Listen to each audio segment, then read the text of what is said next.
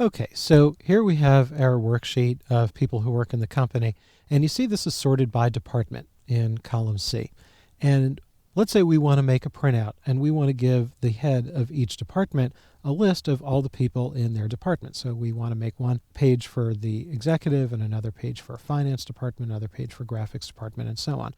Well, let's take a look at print preview. You could either press Control P or click the File tab to go into Backstage View and click Print. And now we can see, all right, this looks fine. Now there's 2 pages, so go down over here and click this arrow to look at page 2. But on page 2, we can't see what any of those titles are, so it's kind of hard to read. And if we go back here, we can see, again, all of the departments are printed on the same page, which isn't quite what we want. So you could just press the Escape key so we're back to the Home tab. What we want to do is put in a page break before each department. So let's click on the first person here in the finance department.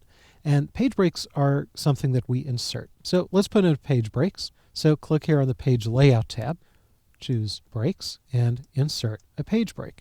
And you see that we now have the dotted line across. Well, let's try that again. Let's go to the first person in the graphics department, click breaks, and insert page breaks. Well, if you have a long worksheet and you want to put in a lot of page breaks, this gets really old really fast. So Excel has a great feature that will repeat the last thing you did. And it also works in the other Office programs. To repeat the last thing you did, all you have to do is press the F4 key on the keyboard. So let's go over here. Here's the first person in Human Resources. Press F4, and that puts in a page break because the last thing we did was a page break. Scroll down, click before the first person in IT, press the F4 key.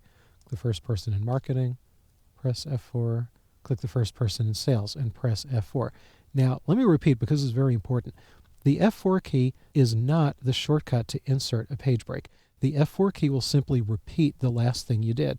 So if I click something and make it bold, and I click somewhere else and press F4, it makes that bold also. I'll just press Control Z a couple of times to undo. So that's a very handy feature to know. Anyway, let's look at our print preview. Go back to the File tab and Print. Okay, so now we have everybody in the executive department, and you see we now have 7 pages. And click through. Well, we have everybody in finance and everybody in graphics and the other departments, but we don't have those headers there, so we have to find some way of doing that. So again, just press the Escape key. So we're back in the Page Layout tab and click Print Titles.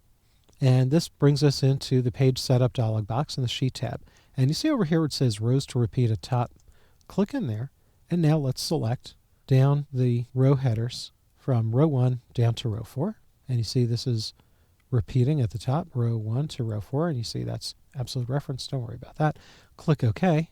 Now, it doesn't look like anything's changed here, but let's go back to the print preview. I'll just press Control P. So here's page 1, looks the same as it did before, but now when you click through, here's page 2, the finance department, click again, graphics department, human resources, and so on. Now, I had mentioned in an earlier movie that you can split the screen into top and bottom, left and right halves. That has nothing to do with printing. So if you want multiple pages to have repeating rows at the top, you need to use this feature of putting in print titles.